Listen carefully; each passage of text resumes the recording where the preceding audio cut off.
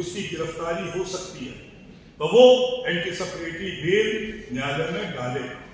दोस्तों नमस्कार, आज हम मौजूद हैं इस समय बरेली बार सभागार के ठीक सामने। सभागार के अंदर चल रहा है व्याख्यान अरविंद कुमार का, जो बरेली बार के अध्यक्ष भी हैं, साथ ही साथ फौजदारी के बरेली के लीडिंग लॉयर भी हैं। विधि के छात्रों को तमाम जरूरी टिप्स दिए हैं। वकालत के क्षेत्र में सफलता कैसे अर्जित की जाए, किन किन बातों का ध्यान रखें, इन सब विषयों पर भी जानकारी दी अरविंद कुमार ने। जमानती केसेस क्या हैं, कैसे जमानत हो पाएगी, गैर जमानती क्या है, पुलिस के अधिकार क्षेत्र क्या क्या है और कैसे पुलिस धींगा मुश्ती करती है, किस तरीके से एक अच्छा वकील इनको सबक सिखा सकता है, इन तमाम मुद्दों पर बोले हैं अरविंद कुमार। आइए चलते हैं बार सभागार में, सुनते हैं उनकी बात।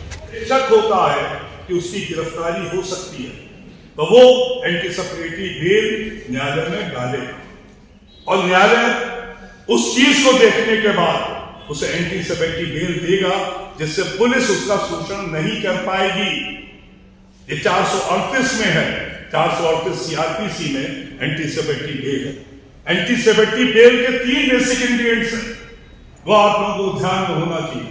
सबसे पहला है ग्रेविटी ऑफ द ऑफेंस, अपराध की गंभीरता। दूसरा है कि अभियुक्त का दौरान विवेचना आवश्यकता नहीं। तीसरा है क्रिमिनल हिस्ट्री। तो ये 3 चीजें नहीं है, भोले भालों को करते हैं तो एंटीसिपेटरी बेल का प्रावधान किया गया है और उस एंटीसिपेटरी बेल का फायदा लाखों लोग इस समय उठा रहे हैं। यहां भी मिल रही है, हाईकोर्ट से मिल रही है। आपको एक बात और बता दें, 304B जैसे अपराध में एंटीसिपेटरी बेल हुई और मेरे केस में उसे इलाहाबाद से एंटीसिपेटरी बेल दी गई सास ससुर को, अदरवाइज जेल भेज दिए जाते। क्या दोष है, क्या दोष उस मां का है, क्या दोष उस बाप का है, क्या दोष उस भाई का है, क्या दोष उस बहन का है जो पति पत्नी के झगड़े में पत्नी ने आत्महत्या कर दी तो पूरा घर जेल गया। इस चीज को देखते हुए ये एंटीसिपेटरी बेल का प्रावधान आया, उसका फायदा मिला। एंटीसिपेटरी बेल आपको होता है लोग जेल नहीं जाएंगे 7 साल से नीचे अपराध वाले वर्गों में, तो इसके लिए एंटीसिपेटरी बेल तो 438 जो लागू की गई वो आपके सामने मैंने एक बताया कि एंटीसिपेटरी बेल का कितना फायदा मिल रहा है।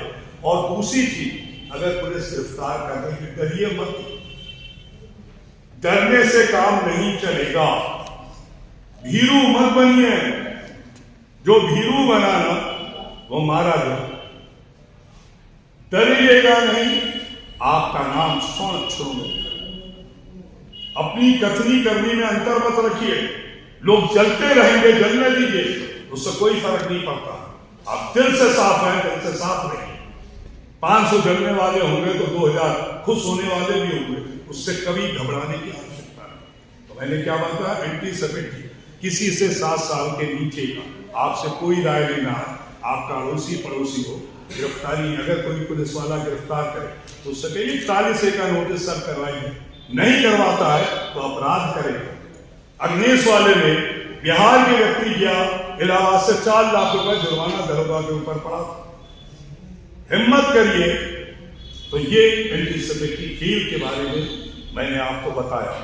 अब दूसरी चीज आती है कि हर अपराध के संबंध में क्या क्या जमानत कैसे होगी, जमानत की क्या प्रक्रिया है। एक बात बताओ, जमानत जो है 2 भागों में बांटा। एक तो 437 सीआरपीसी, बस इतना ध्यान रहे, एक 439। 437 में क्या है कि कोई भी व्यक्ति जब पकड़ा जाएगा तो मजिस्ट्रेट के समक्ष लाया जाएगा और मजिस्ट्रेट के समक्ष जब लाया जाता है, अगर वो व्यक्ति पर आजीवन कारावास के दंड या फांसी के दंड का अपराध नहीं है तो 437 में इंटाइटल्ड है टू गेट बेल, उसके लिए ग्राउंड आपको बनाना।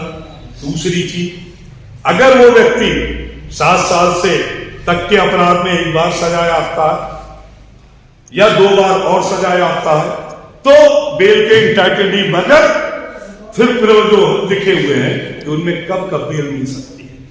16 साल के बच्चा है, जुनायद है, औरत है, इन्फर्म है, सिख है, they are entitled to get bail. मगर वही बात, जुडिशरी भी कम चालाक नहीं, सब चीजें आपके हाथ में नहीं दे रहे। May, must, shall, there is a wide difference between may, must and शैल।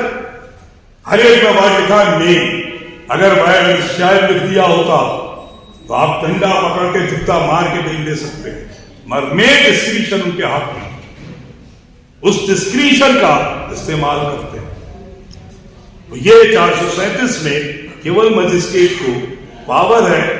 अब 437 में दूसरी और क्या क्या है, उसमें यह भी दिया है कि कोई व्यक्ति, ये जानकारी हमारे बहुत से वक्ताओं को भी नहीं है, मजिस्ट्रेट ट्रायल वाले केस में अगर 2 महीने तक चार्ज लगने के बाद व्यक्ति कस्टडी में है, टोटल एविडेंस नहीं आई है, तो the person is entitled to be release on bail. वहां वर्ड शैल लगा हुआ है।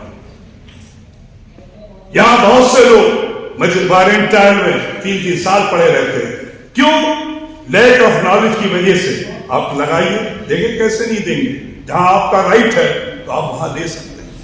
अब बहुत से लोग पड़े हुए हैं जेल में, अब मजिस्ट्रेट को लगता है कोई इसका नहीं आने वाला है, उसमें भी प्रोविजन कहा गया है, तो भाई कब तक रहेगा, उसे पीबी पे छोड़ दिया जाएगा, नहीं जमानती मिल रहा है।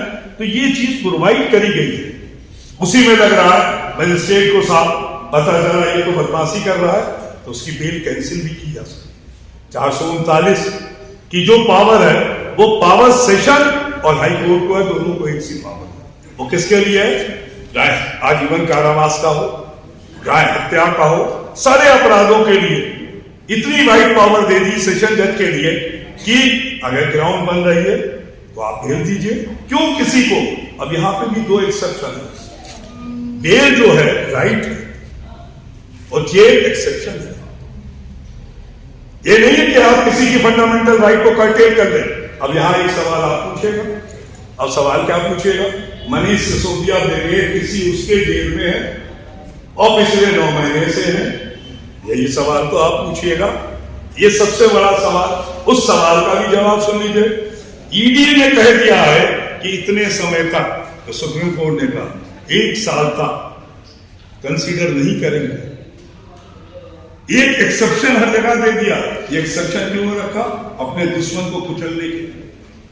तो ये एक्सेप्शन चल रहा है। नहीं तो कोई भी कानून, जैसे आपका एनडीपीएस एक्ट में आया, एनडीपीएस एक्ट में किसी के पास ह्यूज क्वांटिटी मिली, 4 क्विंटल गांजा, 20 किलो स्मैक, तो उसमें क्या कहा गया कि कानून तो बड़ा कि इस तरह के लोगों को, उन्होंने कहा 37 राइडर एक लगा दिया।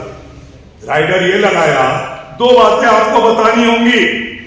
पहली चीज कि आप निर्दोष हैं, दूसरी चीज भविष्य में अपराध नहीं करेंगे।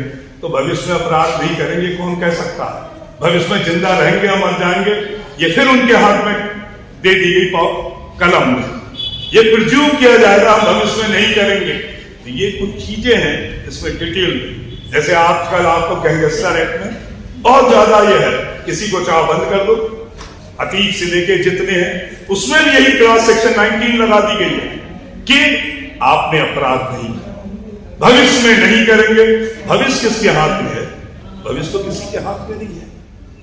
तो मेरे साथियों, मेरे बच्चों, आपको मैंने बहुत मोटे तौर पे ये चीज इसलिए बताई, ना तो मैं ये बताऊं किस चैप्टर में, कि आप लोगों को जब आ रहे हैं इस वकालत के पीछे में, आप बहुत मोस्ट वेलकम।